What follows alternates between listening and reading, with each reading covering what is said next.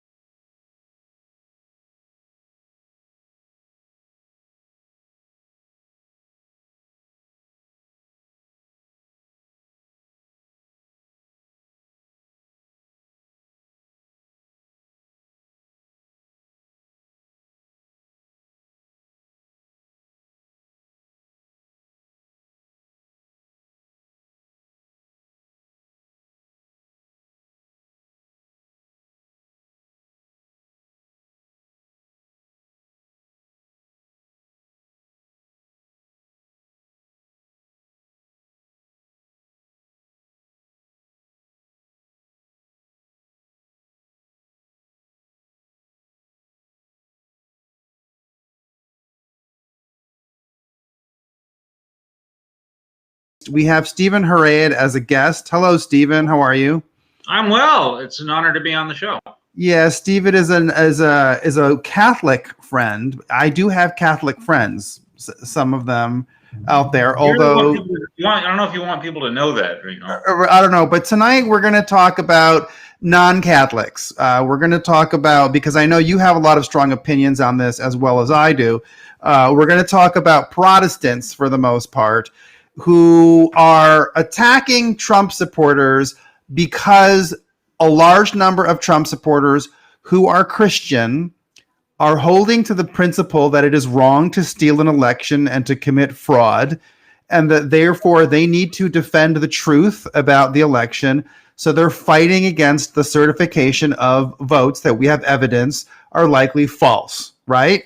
That's how this is all starting. These evangelical Christians who support Trump are gathering and joining forces for that. And then now you have one after another, all of these so-called Christian leaders attacking them with the same rhetoric, the same lines. I'm just going to go over a couple of them, and then Stephen and I would like to talk about this. Okay. Rod Dreher, editor at the American Conservative, he says that Christians are willing to tear down the country for a belief they cannot prove, in reference to the election fraud, and saying that they have given themselves, they've turned Christianity into a kind of fake nationalism. This is the same term that appears again and again. A lot of these commentators are all attacking Eric Metaxas and John Zamirak, by the way. David French, he attacks Eric Metaxas and Charlie Kirk, and I'm totally fine with criticizing Charlie Kirk's involvement in some of this, but I'm standing with Charlie Kirk when it comes to the election because I think that's important, right? Okay.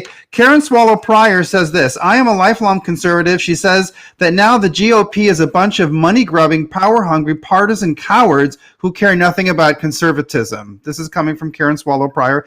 Beth Moore says, I'm 63 and a half years old, which I don't know what 63-year-old uses the 1/2. I mean, my 14-year-old daughter does not say she's 14 and a half. All right, she says, I'm 63 and a half years old, and I've never seen anything like so astonishingly seductive and dangerous to the saints of God than Trumpism. Christian nationalism is not of God. Again, they're all accusing Trumpers of Christian nationalism. Denny Burk, who's an ERLC fellow professor at Southern Baptist Theological Seminary, says, I'm here for evangelicalism that isn't idolatrous Christian nationalism. Andrew Walker, his co-worker there at Southern Baptist Theological Seminary, says, I'm for an evangelicalism that rejects all inclusion of worldliness and captivities to idolatry. I don't know who taught him, the writing skills of how to avoid verbosity, but that's what he says. And then finally, this is a statement from Matt Smethurst of the Gospel Coalition, retweeted by J.D. Greear, president of the Southern Baptist Convention. The Christian answer to the progressivism of the secular left is not the nationalism of the secular right. Jesus speaks a resounding no to every idolatrous attempt to derail his mission or domesticate his message. Okay. Stephen, why are they all using the same phrases, the same terms on the same day? Is there a headquarters somewhere where these critics of Trump Trump supporting Christians are getting their talking points from? Doesn't it seem suspicious? What do you think? Yeah, that was what I did think, that they all get a memo at the same time. Some sort of mass email that went out to people who are in a shadowy way connected. I don't know. It looks like that, doesn't it? And that feels very uncomfortable. The other thing, though, is the timing of it might not be a matter of getting a memo. It might also be a matter of looking out for their own interests. Because another thought that occurred to me is it appears, all people are saying the electors are going to decide tomorrow and it's over.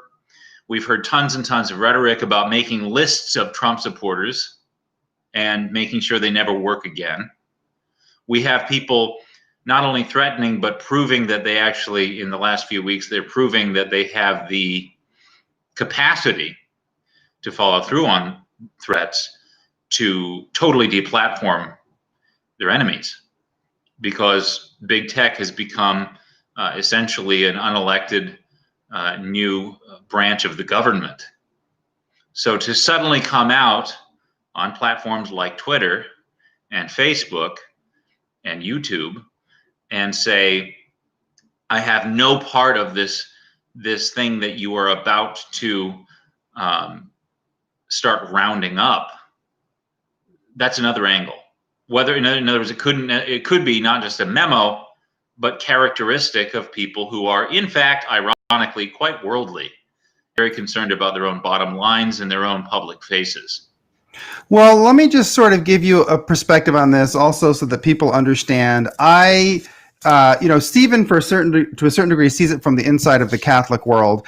I have seen the inside of this beast. I've been in the belly of the machine that runs these people. Okay, I taught at Southwestern Baptist Theological Seminary.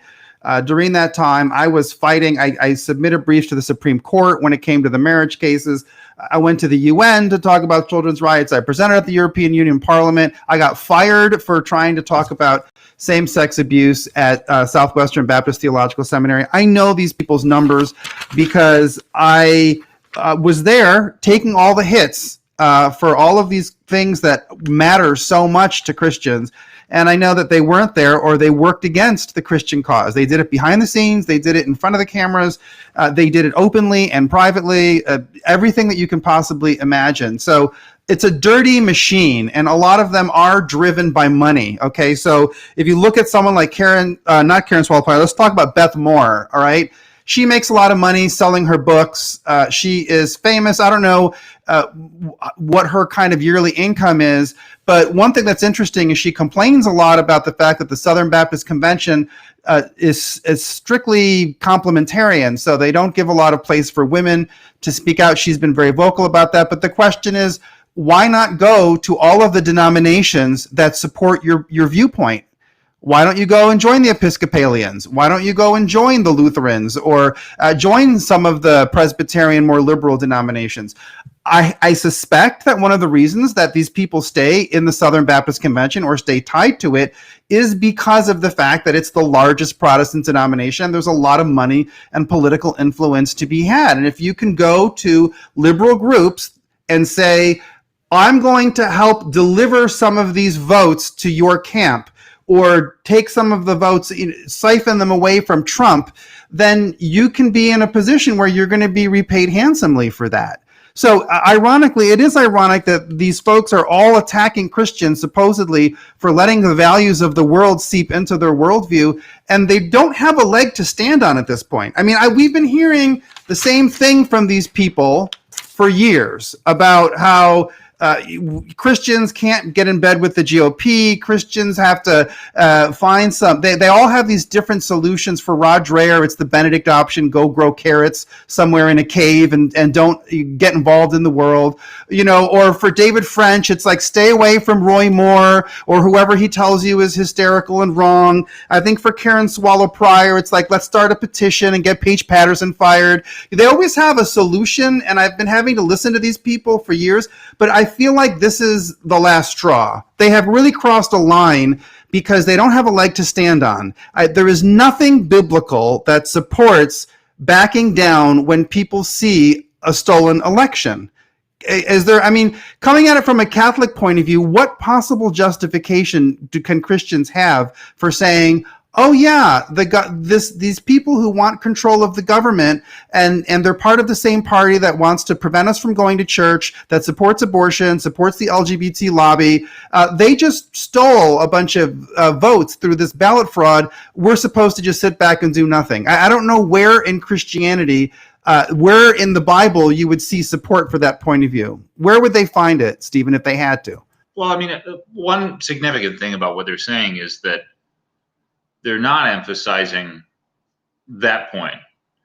They're not emphasizing anything strategic about the election.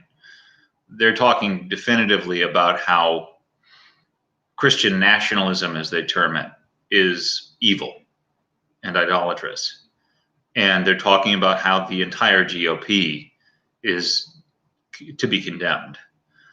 So, I think, in other words, they're speaking more broadly about in the future. Moore in particular, I thought Beth Moore was very honest in a weird way, in that she was saying, look, I want to rally Christian power brokers. She called them Christian leaders. Let's work together to make sure that it is, I'm not using her words, I'm paraphrasing and interpreting, but basically let's make it socially unacceptable in church-going circles and polite society to be associated with the GOP. That's pure politics. That's not a religious effort.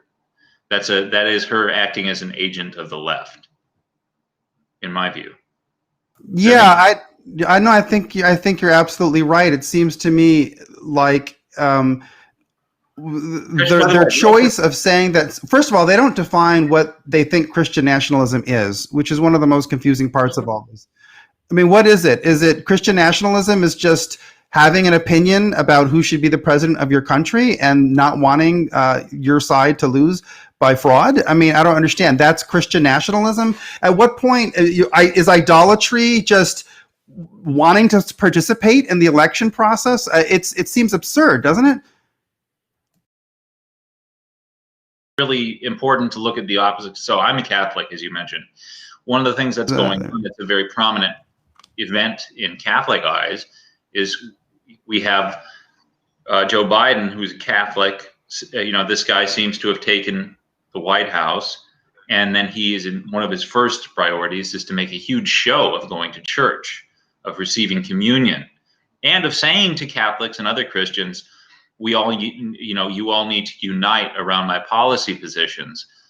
One of the most central of which is a total carte blanche endorsement of the abortion industry. So in that context, it's more than bizarre. It's really just evil. It's wicked for Moore to say, now is the time to stop mincing words and to speak very clearly against the evil of Trumpism. You're like, what are you even talking about? That's not even on the moral radar of evils that people are worried about. Christians in this country are worried about, like you mentioned, being disallowed to go to church, not being allowed to gather. They're worried about, obviously, the unborn and all kinds of other things. But you see what I'm saying? Like, even if you're not even talking about the election, just looking at the moral landscape of America right now, if you were a brave, prophetic Christian speaker, which Moore seems to want to frame herself as, she'd be talking about, holy mackerel, it looks like we've got a massive power grab on the part of people who are vowing to destroy us. Why isn't she saying that? I mean, it couldn't be more plain to me. And I'm hoping you're right that she's overstepped here, and that the other voices you just quoted, including Rod Dreher and several other Baptist officials, have overstepped, and that they're just going to be, people are going to revolt. Like, this is disgusting. How could you? This isn't even on our minds to condemn our neighbors for wearing red hats. This is just pure politics and sort of fashion for the goal of being on the winning side, and very optimistic. I mean, I can't help but be absolutely repulsed. I mean, I don't even want to use the word appalled. It's repulsed. It's disgusting that Karen Swallow Pryor would say that Trump supporters are money-grubbing, power-hungry partisan cowards who care nothing about conservatism. It's disgusting. I mean, I think that we, at some point, people, at least in the Southern Baptist world, have to say, we've had enough. I don't want any of our tithes going to any of these people. I don't want to read any more of their articles. Everything that they're saying goes against every part of the Bible that I can cite that's relevant to this discussion. None of it is, I mean, all of their claims that somehow they're loving, and what happened to being winsome? Well, you're not being winsome if you're calling people money-grubbing, power-hungry cowards. And this is coming from Karen Swallow Pryor, who sat in Liberty University for 20 years getting her paycheck from the Falwell family, a family that then she went on TV to condemn as a bunch of corrupt people. I mean, it's like you didn't say anything when they were paying your bills. Okay, it's possible to stand up to things that you see as corrupt and to get fired for it. Hello, I did that. All right. So how is it that you're going to call people like me cowards when you didn't have the guts to stand up for your values, even when you were right in the middle of it? It's disgusting. It's absolutely disgusting. And, David French, we have a long list of problems with David French, but for him to say that we don't have any evidence that we're just a bunch of rubes who believe things which they can't prove. I mean, it's just totally disgusting, Well, yeah, and that's the other thing, is that a lot of this is just, it's so ironic, but, David French's whole watchword is civility, right? And a lot of these people would agree with him on that. Oh, my goodness, one of the worst things about Trump is he's destroying civility and breaking down our cultural norms of treating each other with respect and so forth. But actually, I think a lot of this is, they're not saying what you're doing is wrong. and look at the scripture that proves you're wrong or something like that. They're really just saying, I've heard that powerful people don't like you. And I just saw on TV that people like you are not, are gross. And so I want nothing to do with you. And I think everyone, if they know what's good for them, will agree with me on that. And it's very uncivil. You could, well, that was a roundabout way of saying more, because actually what I'm getting at is that, recent polling showed that 80% of Republican voters thought that the election was wrongly decided. 30% of Democrat voters. And nearly half of the country's attorneys general agreed. At least 2 justices on the Supreme Court are at least open to the same conclusion as well. This is not a minority thing. This is a very mainstream position. So even if you adamantly disagree with it and think it's foolish, it's very uncivil to your neighbors to say, be ashamed of yourself. Never speak again of this. You're disgusting and you're a money-grubbing power grabber and all of these other things. I'm going to accuse you of all this cynicism. You're talking about many of your neighbors here. Probably. I know. Well, and they're talking about the people who buy their books and support them. I mean, I think that the biggest thing that I would say, my most logical conclusion from looking at all of this, other than the fact that this seems to be extremely coordinated and totally politically motivated, it seems to me that these are all people who know that after 2020, their statements about Trump supporters that they've made prior are going to basically make them persona non grata among a very large part of the Southern Baptist community. Because I think a lot of evangelicals who supported Trump are coming out of this election so angry, so disgusted, that it's almost like they're burning their bridges to us, because they know that they're not, no matter what they say at this point, they're not going to have a great future with the evangelical community. So they might as well just make some gigantic, flagrant, flamboyant disregard for us. They may as well insult us on the way out, so that maybe that leaves open a little bit of a chance that liberals will support them, considering that it's clear that liberals have all the money. But I don't think liberals are going to be loyal to them. I think that the minute that these people are not useful to the Democrats anymore, I don't think that they're going to get a lot of benefits from them. What do you think? Well, they're not if they adhere to any scrap of orthodoxy. Yeah, they're going to remain in trouble. And I worry about Pope Francis for this reason. Similarly, like he gives a lot of ground, then I say, well, they're still going to eat you alive unless you allow them to sacrifice children. So what's the use? Why give them all this ground that just gives you less ground to fight from when they eventually come for your head? But yeah, I think that's happening. But the other thing is, it might be, unfortunately, what do you think of this? I wonder what you might think. What if these people are literally agents whose mission was to bite off as much as they could of the Christian communities they belong to, and now they're saying, I think I've gotten as many as I can, and what I'll do now is not only insult people on the way out, but galvanize those whom I have already corrupted against their own neighbors. And so what I'll do is I will say, you people are disgusting and so forth, but their audience isn't the people they're accusing of being disgusting. The audience is actually the people they've already corrupted and converted. Right. Yeah. No, I think that that's a very viable hypothesis that you have there, that ultimately, I don't know whether these people are even Christian. I mean, I can't take that to the bank. I'm not going to say that they're not Christian, but this behavior on their part at such a critical time when evangelicals who care about the integrity of our country that we live in are so alarmed at what they're seeing, for them to be this dismissive and this callous. It's just, I don't know. That's not the fruit of the Holy Spirit. So Right. I don't even know how to characterize them. Maybe some of these people were really working for very dark, evil forces from the beginning. I don't know.